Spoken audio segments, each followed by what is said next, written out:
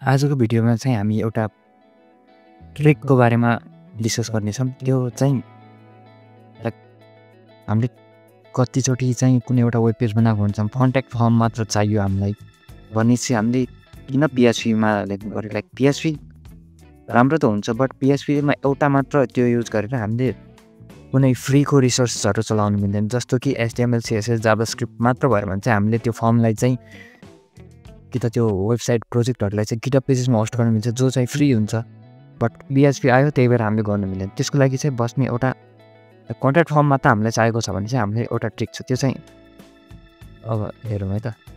यो चाहिँ मेरो वेबसाइट हो। यहाँ चाहिँ फर्ममा मैले केही पनि लेखेँ एन्ड यहाँ केही पनि लेखेँ भने चाहिँ अब मैले सेन्डमा क्लिक गरेँ भने चाहिँ यसले चाहिँ मेल क्लाइन्ट ओपन गर्न खोज्छ मेरो।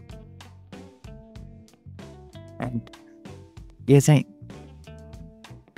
चाहिँ क्रोमले चाहिँ सोध्यो मलाई यो सेफ त छैन तर किन गर्न खोज्यो भनेर। किनकि लाइक हामीले यो युआरएल हेरेर नै बुझ्न सकिन्छ कि योमा एचटिटिपिएस कुनै कि त एचटिटिपी कुनै पनि प्रोटोकल छैन। बट हामीले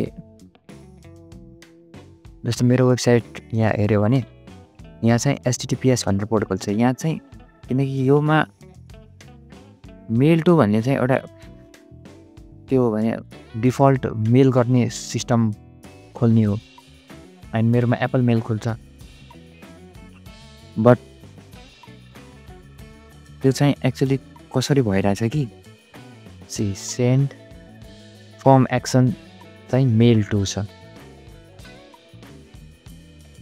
यसले चाहिँ मेरो डिफल्ट मेलिङ खोल्छ अनि त्यहाँ चाहिँ योमा भएको डिटेल्सहरू चाहिँ सबै कपी गरेर दिन्छ। लाइक यहाँ के लेखेको छ त्यो सबै कपी गरेर उता ल्याइदिन्छ। बट यसलाई चाहिँ सेफ छ भनेर चाहिँ यो क्रोमले सेफ छैन भनेर फ्ल्याग गर्छ। किनकि यसको चाहिँ डेटाहरू चाहिँ अलि सेफ हुँदैन, ट्रान्सफर चाहिँ बिचमा इन्टरसेप्ट गर्न सजिलो हुन्छ। So that's a problem. तर कति बेला हामीलाई लाइक इन्टरनल केही बनाउनु पऱ्यो भने यो राम्रो हुन्छ त। कुनै अर्को युजर आएर उसले त त्यहाँ फर्म छैन भने ल ट्रस्ट गरेन होला यहाँनिर। तर हामीलाई थाहा छ हामीले बनाएको वेबसाइट हो यो र सबै हाम्रो कन्ट्रोलमा छ। हामीलाई चाहिँ कुनै एउटा टुल बनाउनु मात्र छ, ब्याकएन्डमा फर्म ह्यान्डलिङ गर्नु छैन। हामीलाई डाइरेक्ट मेल खोल्नु छ यताबाट भने चाहिँ हामीलाई त केही प्रब्लम हुँदैन। सो यो चाहिँ कुनै क्लाइन्टलाई देखाउन कि त त्यो पब्लिक युजर फेसिङमा बनाउन त राम्रो आइडिया छैन। तर पर्सनल प्रोजेक्टको लागि यो एउटा सोच्नुपर्ने तरिका हो। यसरी चाहिँ हामीले सर्भर रिसोर्सेसहरू र कस्टहरू पनि अप्टिमाइज गर्न मिल्छ। सो डेभलपरहरूको काम भनेको चाहिँ र यो इन्जिनियरहरूको काम भनेको चाहिँ के गर्ने भनेर मात्र पनि सोच्ने होइन, के नगर्ने भनेर पनि सोच्ने। सो त्यही एउटा मात्र बुझाउँथ्यो। त्यही भएर यो सर्ट भिडियो छ एउटा। सो भिडियो हेर्दै गर्नु होला। बाई।